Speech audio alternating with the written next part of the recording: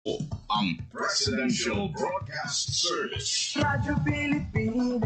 Radyo Publiko ng Bagong Pilipinas para sa Bagong Pilipino. Naghahatid ng mahahalagang balita at impormasyon na uugnay ng pamahalaan sa sambayanan. Tulay sa himpapawid ng serbisyo publiko. Radyo Pilipinas. Radyo Publiko. Ang boses ng Pangulo. Sa Iloilo, Radyo Pilipinas. 585 AM. Oras mabilas 2:14 sa hapon. Mga labing ulihing hitabo, hibaluon, mga hangka at tubangon, mga bagay nga importante. Aton ginahalungan, aton ginabantayan.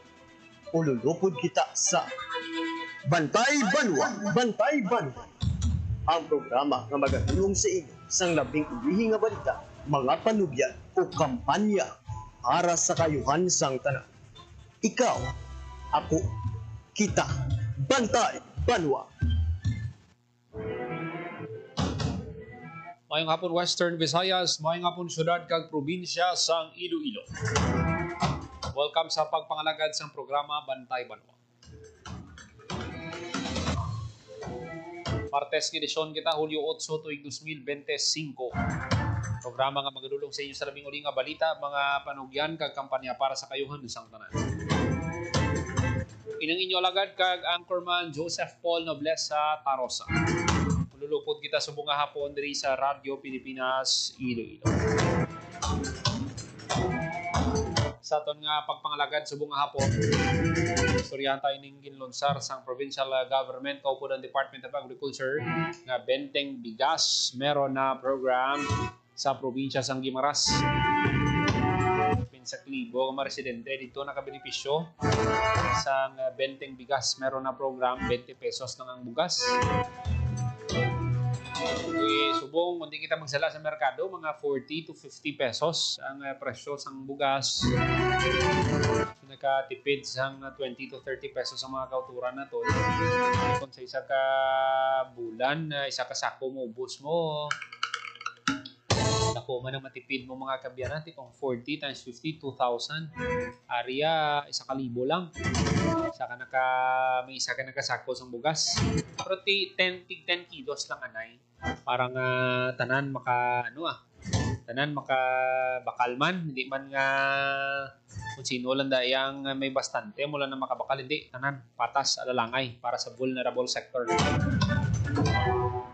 Ipabati natin sa inyo, no? Ining mensahe sang secretary, mga kabyanan, no? Ipabati natin karon sa inyo ang mensahe sang undersecretary sa Department of Agriculture sa sining launching sang BBM program. Kag madamo man ang nagapamangkot how sustainable ang programa. Kag sabat ini sang National Food Authority Region 6 pinagi kay NFA 6 Regional Manager Hasmin Lintag nga nagpahayag nga ti sustainable ini kag masustainer ini sang gobyerno.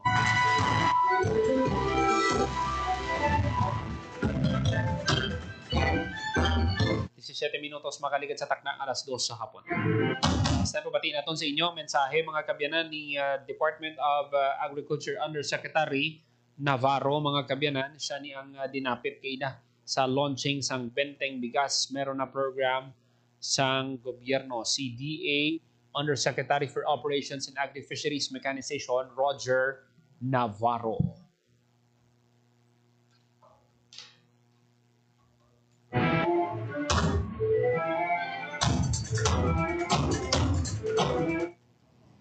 Sa lahat ng probinsya at saka LGU, mayroong mga iba-ibang LGU na nag-apply na nasasama sila. No? Pero parang ang na-approve pa yata ay kayo. So palagpakan natin yung probinsya ng Guimaras. At palagpakan din natin yung mga leader ng Guimaras. Diba? Iba talaga yung mga naba. Lalo na yung Navarro. No? So, itong programa na ito, actually, maraming mga criticism. Lalo na doon sa Metro Manila. Kasi ang sinasabi nila, hindi daw sustainable. Sa totoong buhay, sustainable ito. Sinasabi na nga ng Presidente na sustainable ito. ang programa kasi na ito, lahat kayo, or household kayo, mayroon tayong tinatawag na 15 million household target. Itong 15 million household target, nakalista ito sa mga vulnerable sector. No? Kaya nga kayo, alam ko, mayroon kayong mga ID. Di ba? Mayroon kayong mga ID. So, ang ibig sabihin, yun lang yung mga vulnerable sector na kasama sa listahan, yun ang mabibigyan. No? So, katulad ni Manang, kung wala kang ngipin, bibigyan ka kaagad niyan. No? So, ang ating ayuda na ibibigay sa bigas, 10 kilos per month. No? Kaya natatakot yung mga ibang trader. Sabi nila, wala nang magbibili sa amin. Hindi naman yun. Kasi, ang target lang is 15 million. Ilan ba ang populasyon ng buong Pilipinas? Ang buong Pilipinas is 118 million. Kunan mo ng 15 million, so mayroon pang 100 million na bibili doon sa tinatawag naming Rice for All. Yung Rice for All naman, medyo mahal ng konti yon. Umaabot ng 43 sa ngayon. Di ba? So, ibig sabihin, hindi sila mawalan ng merkado. Kasi itong merkado natin, para lang talaga sa vulnerable individuals sa katulad ninyo. Pasensya na kasi hindi masyado akong marunong mag-Tagalog. Ako kasi Bisaya. Taga Mindanao ako. No? So, Bisaya ako. Pero sa aming bahay, ang salita sa amin Espanyol. Marunong ba kayo mag-Espanyol? Pareho tayo. No? So, yun yung mga sinasabi na criticism natin na hindi daw yan kaya kasi ganito, ganito. Hindi yan kasi ang programa ni Presidente gusto lang niya na mabigay yung mga pangako niya na benting bigas. No? So, benting bigas, mayroon tayong benting bigas, 10 kilo, kada tao, pamilya, bawat buwan. So, kung sobra na kayo, bibili kayo sa merkado. Sa sunod na buwan, mayroon pa rin kayong 10 kilos. So, yun yung programa natin. No? Ang iba kasi, mayroong mga iba na sinasabi nila, kayo, for example, aywan ko lang sa inyo kasi kumakain ba kayo ng mais? Yung puting mais? Okay, mabuti. Kasi alam ko ninyo, sa hindi pa ako napunta sa agrikultura, ako po ay presidente ng mais na mga asosasyon. Yung tinatawag na Philippine Maize Federation. Ako yung presidente. Magmamais po ako. Kaya para akong maestro. No? Para maistorya. Yung ganun ba? Maraming mais kasi. No? So, ang mais ngayon, gusto din namin gawin na ganire. Mayroon tayong Rice Corn Blend Program. Para yung mais, kasi maraming may gusto ng mais. Ang problema nga lang, wala namang mabibili. Diba? Maski pupunta ka sa Manila, for example, yung mga driver ng taxi, lahat Bisaya yun eh. Ang kinakain nun, mais. Pero wala mang mais. So, naghahanap sila ng bigas na humay. Humay kasi sa amin yan. Ano ba dito? Humay din. Ano? Palay. Ay, hindi makain yung palay. Kasi ang palay, mayroon pang ano eh. Mayroon pa ipa. So, anong tawag ng bigas? Sa inyo, bigas? Bugas. So, yung bugas-bugas sa naong, lain sa to. Diba yun? Diba kasi may mga bugas sa naong eh. So, hinaharvest na rin yan ngayon kasi mahal na ang bugas. So anyway, yun yung gusto natin. Tapos gusto ni Presidente din, ni Secretary doon sa meeting namin sa Nueva Ecija na isama na rin yung programa ng mais para magkaroon din ng livelihood yung corn farmer. No? So, mayroon tayong programa na rice corn blend. Ang rice corn blend kasi, mayroong mga tao na hindi naman sila sanay magkain ng mais. Di ba? So, mayroon tayong halo. Halo ng bigas, mais. No? So, may halo na 50-50, meaning 50% na mais, 50% din na bigas. Mayroong 30% na mais, 70% na bigas. Para lang matuto siyang magkain ng mais. Pero mayroon din tayong tinatawag na pure blend. In other words, yung pure blend, talagang mais yun. No? Kasi ang mais kasi, napakadaming sustansya ang mais. Alam pa ninyo na, hindi naman pag-ano sa bugas. Kulang ang sustansya ng bugas. Ang bugas kasi, kinakain mo yan, tapos na-digest mo yan, nagiging carbohydrates yan. So, nagiging carbohydrates yan, nagiging sugar yan sa ating katawan. Mga doktor naman itong ating gobernador at saka yung congressman, siguro ma-justify ko, gobernador, totoo ba na ang bigas, carbohydrates, magiging sugar siya sa katawan mo? Totoo daw. Diba? So, ibig sabihin, hindi ka mambula sa inyo, ha? Kaya, ang problema sa Pilipinas, alam ba ninyo kung ano? Diabetes. Kasi ang diabetes kasi, sa Pilipinas, hindi yan na malakas kayong uminom ng Coca-Cola. Ang tinitingnan ngayon, ang Pilipino ay kumakain ng bigas, umaga, tanghali, gabi. Mayroon pa snack. So, practically, carbo loading every day. So, kung kumakain ka niyan, nagpo-produce ka ng sugar sa katawan mo. Kaya, mabuti yung mais. Kasi ang mais, low glycemic yun. Hindi yun nagpo-produce ng sugar. Kaya sabi nila sa management kan sa DA, isama na natin yung mais dito sa programa ng 20. So, ang pangalan naman din ay 20 bigas mais. So, BBM pa rin. 20 bigas mais. Ito ngayon, 20 bigas meron na. So, nawala na yung na. Kasi wala na sinaba. No? So, ito yung programa natin. Ang tinitingnan natin, itong programa na ito, it will last until the President will end ng term niya.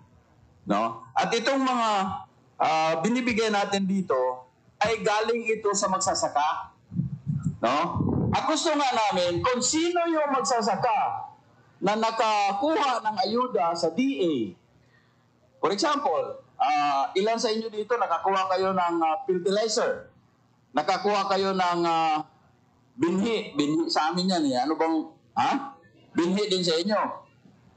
Dapat mayroon kayong obligasyon na magbenta sa NFA. Obligasyon. Para yung NFA magkaroon naman siya ng stock. Minsan kasi tumataas yung bilihan ng bigas. Ang nangyari, even na ikaw ay binibigyan, hindi ka na bumibinta sa NFA. Dapat mayroon tayong responsibilidad para sa ating community na magkaroon tayo ng food security. Ito naman sinasabi natin mag-deliver kayo sa bigas sa NFA. Hindi naman ito bigay. Kung hindi binta.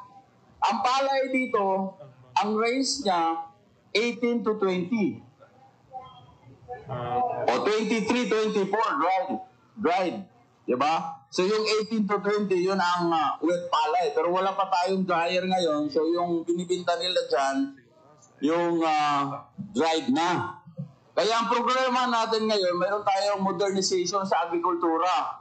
Ang modernization ay dryer na. Kasi nung araw, ang modernization natin ay multipurpose pavement lang. So doon sila magbilad. Sometimes doon sa highway, nagbilad. No? So ngayon, magkaroon na tayo ng mga post-harvest dryers at saka yung milling. No? So ito yung mga programa natin at ito yung gusto ni Presidente at saka ni Secretary na sana po tayong lahat Ang importante lang, marehistro ka. Ang importante lang, nandoon ka sa RSPCA, nandoon ka sa listahan ng DOLE, kasama, no? DOLE, ano pang kasama? DSWD. No? Sa DSWD, mayroon na silang iba pang paraan. Yung bigas ng DSWD, pino-fortify na yon. Ano ba yung 45? Yung 45, sinasamahan nila ng Notrim. Kasi nga, nakita na ang bigas ay hindi talaga siya kumplito ng sustansya. Pero mabusog ka. Yung busog bagapon din eh. O mabusog ka. Pero kadyo ka mabusog. Dili pareha sa mais. Dugay ka mabusog. Dugay ka gutomon. Di ba? So, ingon ana ang programa. Ganyan niyang programa. Mahirap, bro. Espanyol na kayo, Espanyol. Ha? Torque. Guimaras. Oh, kasi sabi ni Congressman sa akin, ang Guimaras daw, pangalan ng Guimaras, galing daw sa Portuguese. So, ibig sabihin, mga mistiso pala kayo nung araw. But yan mga kabyanan, si Yusek Roger Navarro ang Department of Agriculture. So, sustainable, bisan siya, no, nagpabutyag na sustainable ang ini nga programa. Kag we hope na magalawig pa ini. Kaya bala mo, damo ang mga kauturan naton ang mabinipisyuhan siya ni. Labi na ang ara sa ginakulang, mga pigado naton nga mga kauturan. Lan mo, ang iban makambal na lang gani nga. Bisan way kita sudaan, basta may bugas lang kita. Una nga ako na ni nga bagay para sa ila, big help na ini ning 20 pesos kada kilo. Kapakal sila kagina 200 pulo na ka kilo.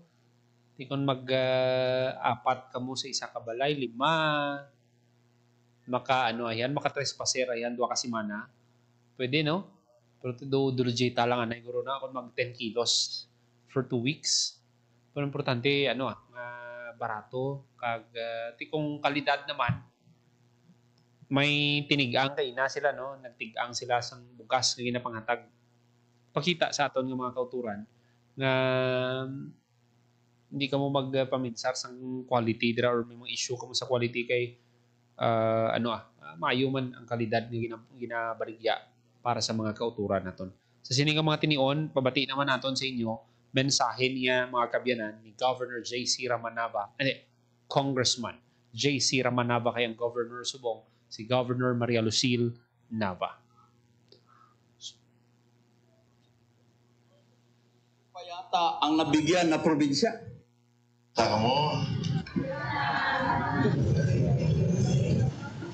ang hindi nga programa, ito ginahandong sa atong presidente. President Bongbong Marcos Jr. Nabalaan natin sa kampanya sa nagbuno sa sini.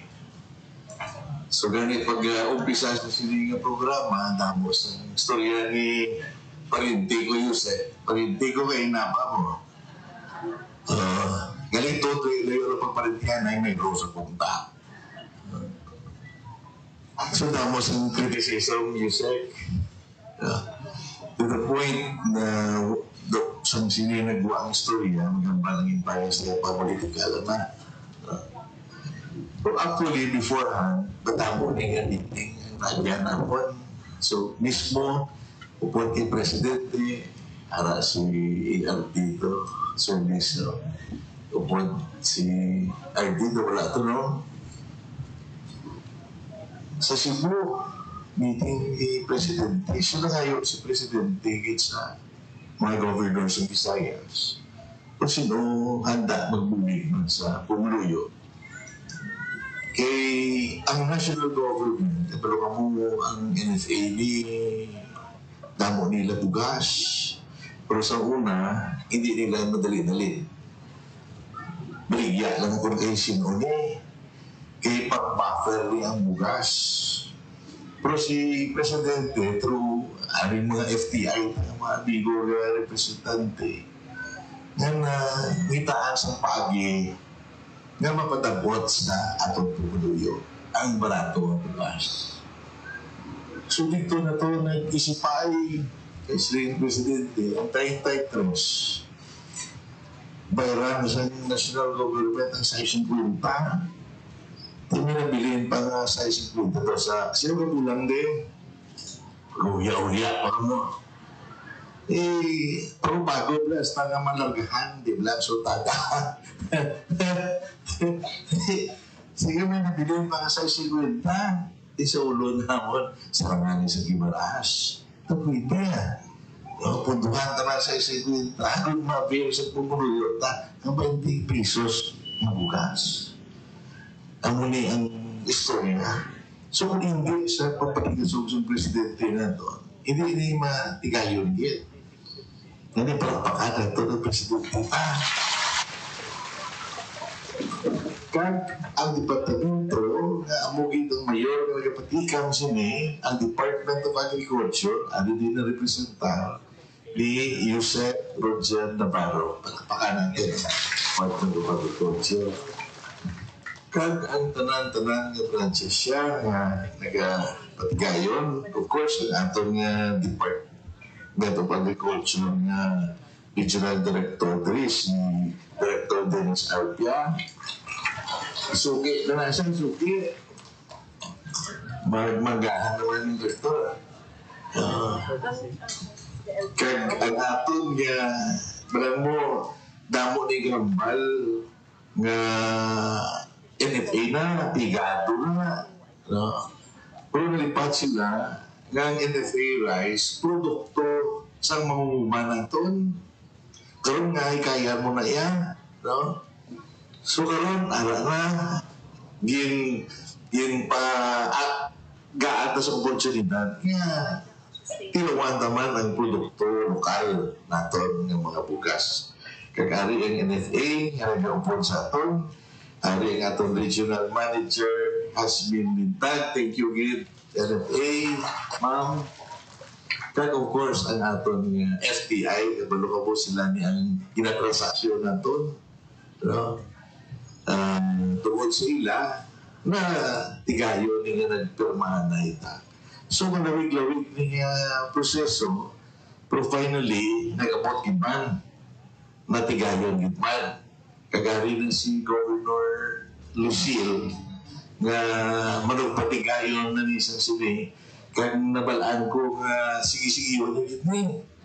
Sila nga paano ito pag hindi palaparo ng hindi programa, hindi pwede rin sa supply sa NFA o FDI. Initially, we're looking forward na magluwas sa atong mga marginalized sector. Bago naman na kamo, alin sa senior, tanan-tanan nila, ginapalista na ito ng WW. Bago ka mo na ng WW, ang wala-wala. No? Kasi nang madalagi din sa programa na ito. No? Unfortunately, wala sa listahan kita klaro. So, posible i-mangayok itong bulig sa atong mga mayors sa atong mga kabaranggayan para ma-establish sa ato ina.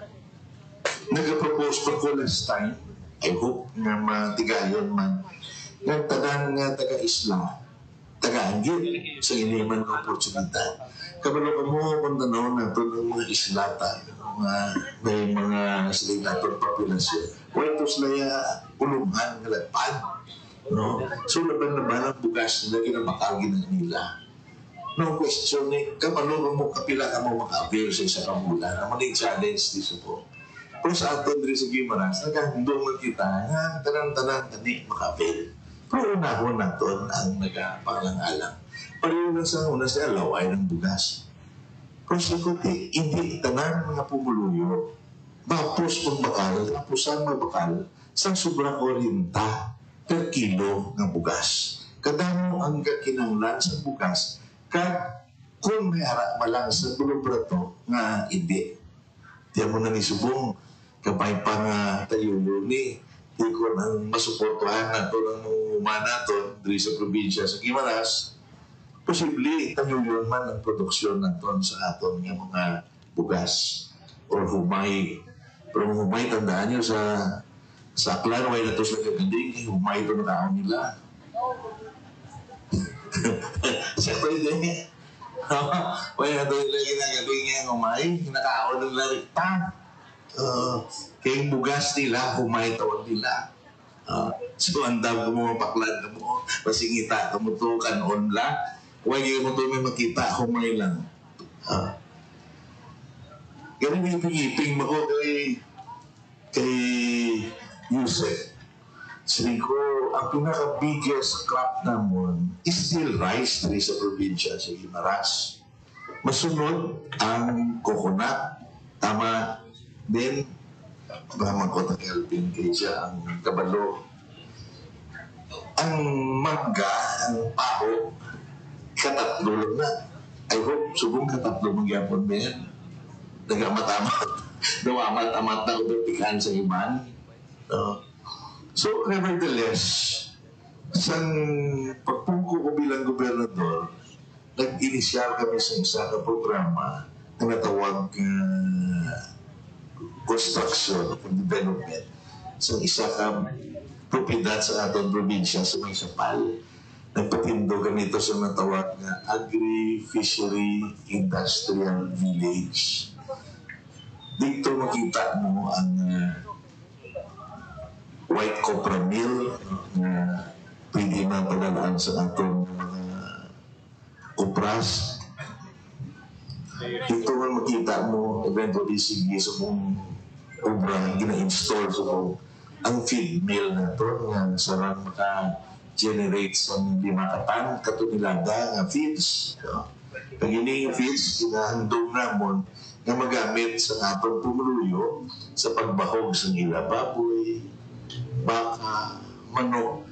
Dala na ang mga isda ito nga ginapatako ito sa culture ito sa Sibunag, sa Rebelicia, ang bangrusan ito. Para nga ang pagpatako sa inyo sapa, ng isda, gamay-gamay ang kinanglanon yung kapital. Kaya ang ina nga programa, magabaligya sa feeds nga barato. So, kung pagpatako ka sa mapoy mo, barato man, ang ginansyahon mo sa merkado, ako. Di ba? Karoon ginanglanon mo na ni Alvin, mga 500 hektaryas ng tamnan sa mais. Namalaan ko nga manami ang mais ni Saturn. Ang problema lang, wala. Sa may nagtatanong mais, barato ang baklanay sa mais nila.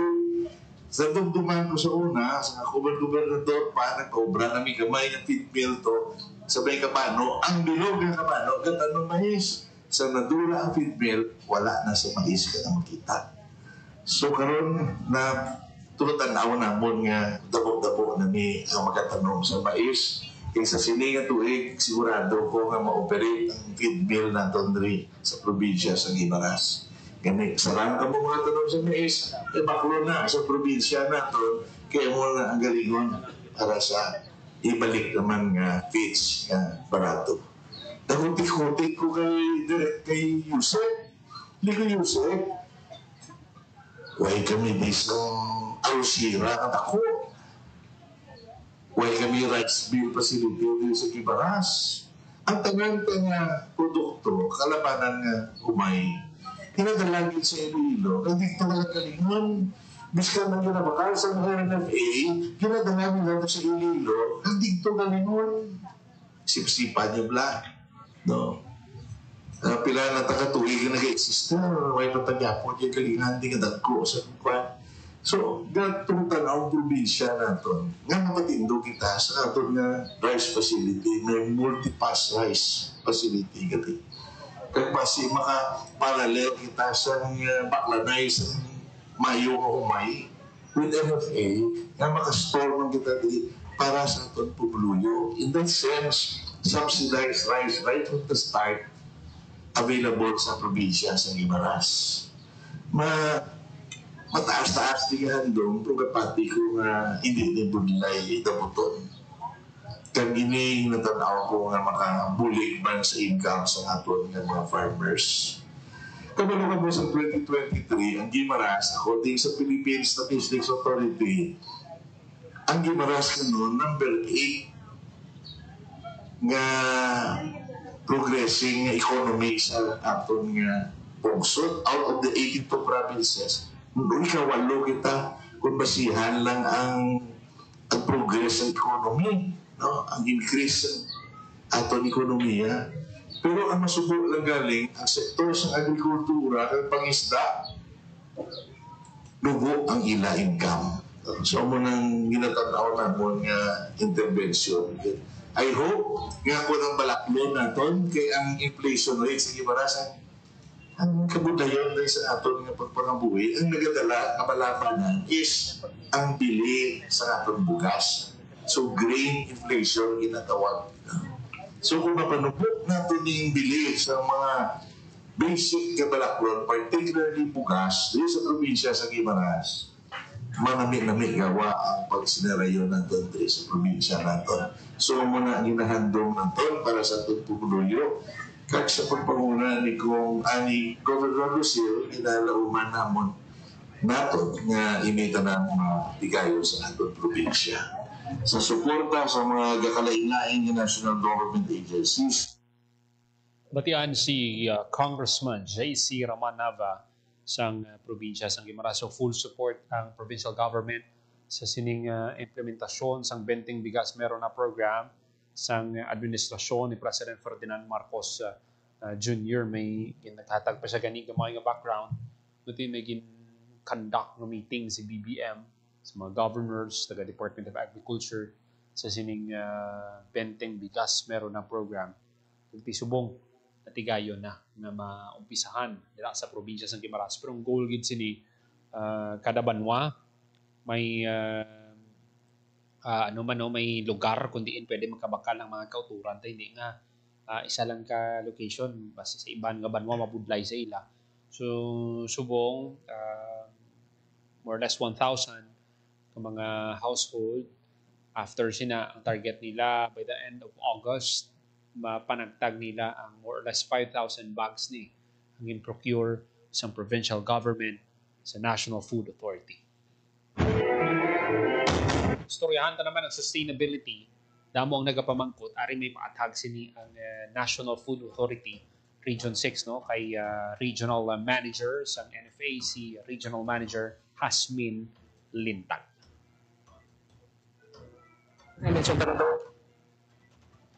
Pinapilitin ang program ng okay, magandang hapon. As I've said, 2025, ito pa lang yung umpisa. Nakikita namin ang sinasabi, at handa kami 2026 to 2028. Yan ang sustainability. Ngayon, 2025, yung ating mababasa, hati sa subsidy ang local government unit and the national government. But comes 2026 onwards, 100% ang subsidy sa gitna ng ating national government. So, merong sustainability factor dyan. As for the National Food Authority naman, we have sufficient enough buffer stock, mapa-rice and palay. And continuously po, namimili kami ng palay ng ating local farmers. Ongoing ba yung procurement natin na palay? Yes. May panaka-naka ngayon, kasi hindi pa talaga harvest season. Pero for the last quarter of this year, doon po, full blast na po ang palay procurement ng NFA. Region-wide po yan, mapa Iloilo, Negros, and of course, dito rin po sa Guimaras. Mga karami yung budget natin ng volume? 1 million bags for 2025. For now, naka 300,000 na tayo, so 30%, 70% we are more than confident na mahihit po namin ang ating target. Patian si NFA 6 Regional Manager Hasmin Lintag. So sige-sige ang pagbakal nila sang sang palay. Target nila mga more or less 1 billion na bags. Parang ma-reach nila ang target nila kasi ilabi pa ang sako man subong mga local government units sa sining implementation sang Benteng Bigas Meron na program sa gobyerno. 48 minutos magalikan sa takna alas 2 sa hapon. Kung nakita nyo ang post namon sa page ng Radyo Pilipinas, sining manloob ko lang na nakitaan sa UP Vimiagao.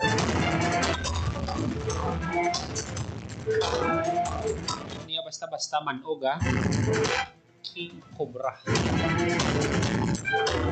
Ano ang ginakalak-kabalakan sa mga kauturan na to kay nakadamo naging isang sightings no isang king cobra dira sa Banwa sang Miagao. May ara man gani nga nakita sa sa Banwa sang San Joaquin. Amo ning ginakulbaan sa mga kauturan aton bala basi gulpi lang kita bala ulputon bala no. May kita kabalo nagahilo na sa aton gali ang king cobra. May pila ka mga pahanumdom ang MDRRMO Miagao no sa sining pagtuhaw sang king cobra mga kabyanan.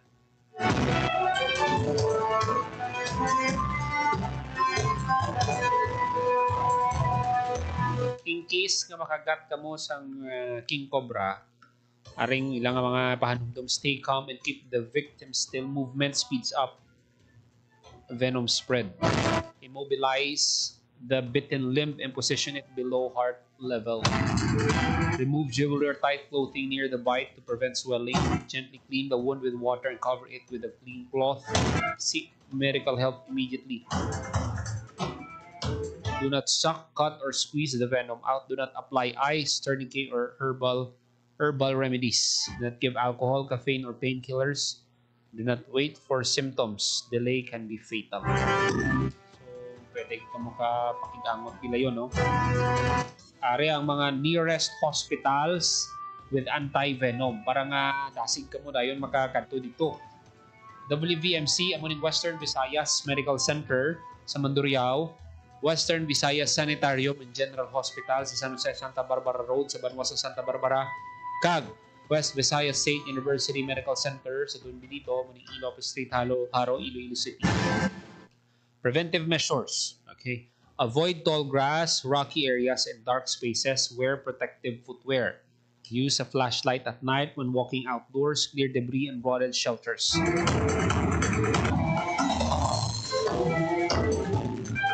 Kita niyong video, ano gidya? Venomous snake kadaana. Kung sino niya ang dapat makakuha kita sini tunga naton nga makalapot sini sa DNR kung ano sini ang tika nga pag-obrahon nila. Di ba nga dito nagdamo na gid no? Sa nabalaan ko manggimaras may ara man nga sightings.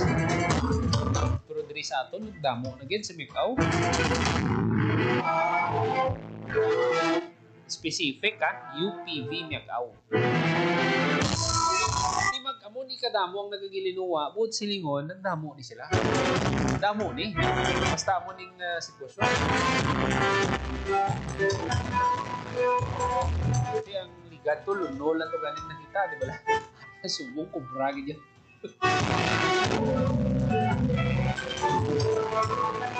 Ano pala ni Guro ya? Basi bata pa lang ni, no? Hindi pa ni Guro mga inang-ina. Magalong kita na importante nga mahibaluan sa aton mga kabel, ma-inform na kamo nga daan may mga sightings dira no. Hindi lang kamo magpanik, importante sina do may taga, hindi man taga no, may ano na siya may stick na siya ang mga makita naton sa social media bala ang mga kabalo gid mag-handle bala sa mga cobra or anuman nga mga manog, may do ang ila na nga stick may ni do ano na ba duhok man na hindi ka bala dali-dali atake sang cobra. Pero abi nyo sa pila man ako may kapila naman kita kakita sang manok, hindi man namuni kadlag ko. Pero sa totoo ang manok hadlok man na sa tao Pero galing kung kapatsagan nila nga ginatake mo sila, siyempre maano sila bala. Siyempre madepensa man lang na sila. Kamo na gani nga dapat ang mga kauturan ta may maluan nyo. At sabi, kanto ka mo sa mga hilamunan, kung pwede lang hindi ka mo mang sinilas. Galing iti. Do ka budlay, no? Unless kung gaulan, di aman bota ka mo Para sigurado, hindi ka mo makagat dali-dali kay bansin na, wala ka balo na tapakan mo na. Siyempre yung tendensiya, tuklawon niya gid kay.